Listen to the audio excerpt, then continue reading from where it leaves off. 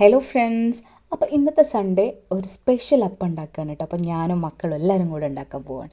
തുറക്കലപ്പം. ഞാനിത് കുറേ വീഡിയോസിലൊക്കെ കണ്ടു, പക്ഷേ ഞാൻ ഉണ്ടാക്കി നോക്കിയിട്ടില്ല. അപ്പോൾ ഇന്ന് എന്തായാലും വേണ്ടില്ല, കുറച്ച് ചിക്കനൊക്കെ ഉണ്ടായപ്പോൾ ഇത് ഉണ്ടാക്കാമെന്ന് വിചാരിച്ചു കേട്ടോ.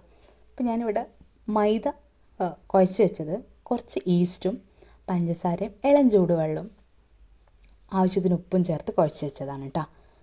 പിന്നെ അതിലേക്ക് വേണ്ട കൂട്ട് ചമ്മന്തി, കോഴിമുട്ട പുഴുങ്ങിയത്, പിന്നെ ചിക്കൻ, പൊരിച്ച ചിക്കൻ ഉണ്ടല്ലോ, അത് നമ്മൾ കൈ കൊണ്ട് ഇങ്ങനെ പിച്ചെടുത്തതാണ് കേട്ടോ.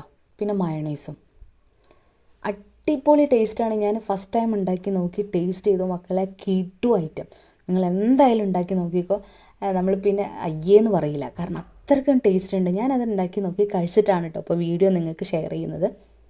ഇനി അതിൽ നിന്ന് നമുക്ക് 2 ബൗൾസ് എടുത്തിട്ട് ബാക്കി മാവ് മൂടി വെക്കണം കേട്ടോ, കാരണം അത് ഓൾറെഡി പൊന്തി വന്ന മാവല്ലേ. എന്നിട്ട് ഈ 2 മാവിൽ ഒന്നിൽ നമ്മൾ ഈ കൂട്ടുകൾ വെച്ച് കൊടുക്കുകയാണ്. ചമ്മന്തി,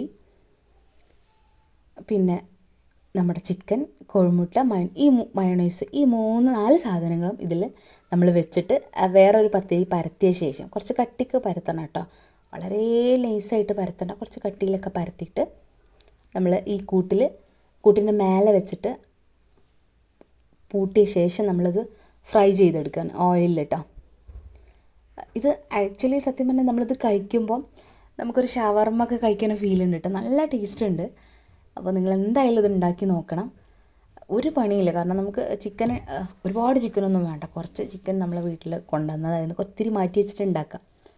അപ്പോൾ നമ്മളിത് കവർ ചെയ്ത് നന്നായിട്ട്, കാരണം അത് പുറത്തേക്ക് പൊട്ടിപ്പോവോ, മയോണൈസ് വെച്ചാൽ ഒലിച്ചു പോകുമോ ഒന്നും പേടിക്കേണ്ട, കാരണം ഇത് ഫ്രൈ ആയി വരുമ്പോൾ മയോണൈസ് ഓൾറെഡി അതിൽ കട്ടിയായിക്കോളും. അപ്പം നല്ല ടേസ്റ്റും ഉണ്ട് കേട്ടോ. ഞാനിത് പറയുമ്പോൾ തന്നെ വായിൽ വെള്ളം വരുന്നുണ്ട്. ഇത് ഉണ്ടാക്കി നോക്കിയ ശേഷമാണ് ഞാൻ നിങ്ങൾക്ക് വീഡിയോ ഷെയർ ചെയ്യുന്നത് കേട്ടോ. അടിപൊളി ടേസ്റ്റാണ്. വീണ്ടും വീണ്ടും ഞാൻ പറയാൻ, ഉണ്ടാക്കി നോക്കിയിട്ട് കമൻറ്റ് ചെയ്യാം കേട്ടോ. അപ്പോൾ നമ്മൾ എന്ത് ചെയ്തു, നന്നായിട്ടത് കവർ ചെയ്ത് കൊടുത്തു. എന്നിട്ട് ഇനി നമുക്കത് ഓയിലിൽ ഫ്രൈ ചെയ്തെടുക്കാനുള്ളതാണ് കേട്ടോ. ഏകദേശം നമ്മൾ ഫസ്റ്റത്തത് റെഡിയായി. ഇനി നമുക്ക് അടുത്തതും ഇതേപോലെ സെറ്റാക്കി വെക്കാം, പക്ഷേ പൊരിച്ചെടുക്കുമ്പോൾ നമുക്ക് ഒരുമിച്ച് പൊരിച്ചെടുത്താൽ മതി. അപ്പം ഇതിൽ ഓയിൽ നല്ല ചൂടാവരുത് കേട്ടോ, ലോ ഫ്ലെയിമിൽ, കാരണം ഇത് കുറച്ച് കട്ടിക്കുള്ള മാവായതുകൊണ്ട് വളരെ കുറഞ്ഞ തീയിൽ അങ്ങോട്ടും ഇങ്ങോട്ടും മറിച്ചിട്ടിട്ട് വേവിക്കണം കേട്ടോ. പിന്നെ ഞാൻ ഈ ഫ്രൈ ചെയ്യുന്ന ഈ പാത്രം കണ്ടോ, ഇതെൻ്റെ അടുക്കളയിലെ പുതിയ അതിഥിയാണ് കേട്ടോ. നല്ലൊരു പാത്രമാണ്, നമുക്ക് ഹീറ്റ്, അതായത് ചൂട് അതിൽ കുറേ നേരം നിന്നോളൂ കേട്ടോ.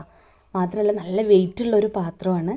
ഇതിൻ്റെ വേറൊരു പ്രത്യേകത എന്താണെന്ന് വെച്ചാൽ നമുക്ക് ഹാൻഡിൽ ചെയ്യാൻ എളുപ്പമാണ്, കാരണം കയ്യിൻ്റെ ഇവിടെ ഈ ഒരു ഭാഗം ഉണ്ടല്ലോ, അപ്പോൾ അത് നമുക്ക് ചൂടോടുക്കെ പിടിച്ചാലും വലിയ ചൂടൊന്നും ഉണ്ടാവില്ല കേട്ടോ. നമുക്കത് മെയിൻറ്റെയിൻ ചെയ്യാൻ പറ്റിയൊരു ചൂട്, വളരെ അടിപൊളി പാത്രമാണ്. പിന്നെ നമ്മൾ ഏകദേശം നമ്മളെ ഫസ്റ്റ് തപ്പം ചുട്ടെടുത്തു കേട്ടോ. അപ്പോൾ ഇത് നല്ല സോഫ്റ്റ് അപ്പം, നമ്മൾ കുബൂസൊക്കെ കഴിക്കൂലേ, അതിൻ്റെയൊക്കെ ഏകദേശം അതേ കട്ടിയിലാണ് ഈ അപ്പം ഉണ്ടാവുക കേട്ടോ. നല്ല ടേസ്റ്റാണ്. ഞാൻ വീണ്ടും വീണ്ടും പറയുന്നത് നിങ്ങളിത് ഉണ്ടാക്കി നോക്കാനാണ് കേട്ടോ. അപ്പോൾ ഇത് നമുക്ക് സെക്കൻഡും കൂടെ പൊരിച്ചെടുക്കാം.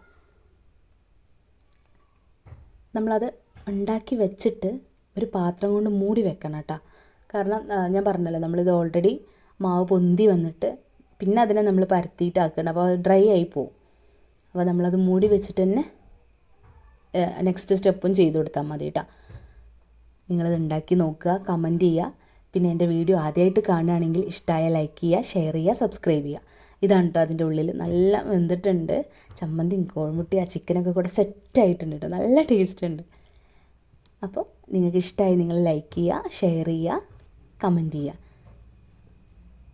ഇതിലേക്ക് കുറച്ച് മയണൈസും കൂടെ ആക്കി ഞാൻ ഒന്ന് തിന്ന് നോക്കട്ടെ കേട്ടോ, കാരണം നമുക്ക് ചൂടോടുക്ക് തിന്നുമ്പോൾ ഒരു പ്രത്യേക ടേസ്റ്റാണല്ലോ. ഞാനത് ടേസ്റ്റ് നോക്കി, അടിപൊളി. അപ്പോൾ മക്കളും അവർക്ക് വേണ്ടിയിട്ട് കുഞ്ഞു അപ്പം ഉണ്ടാക്കുകയാണ് കേട്ടോ. അപ്പം അവരുടെ ഇഷ്ടമല്ലേ, ഉണ്ടാക്കിക്കോട്ടെ. ഇനി നമുക്ക് ഈ ഒരു ചൂടുള്ള ഈ അപ്പം, അതായത് നമ്മൾ ഏകദേശം ഇത് നമ്മൾ പൊന്തി വന്നിട്ടുണ്ടല്ലോ, ഇനി നമുക്ക് ചൂടോടുക്കെ തന്നെ അത് കഴിക്കണം എന്ന് ആഗ്രഹമുള്ളവർക്ക് ചൂടോടുക്കെ കഴിക്കാം, അല്ലാത്തവർക്ക് ചൂടാറിയ ശേഷം കഴിക്കാം കേട്ടോ. ഏതായാലും ഉണ്ടാക്കി നോക്കുക, നല്ല ടേസ്റ്റാണ്.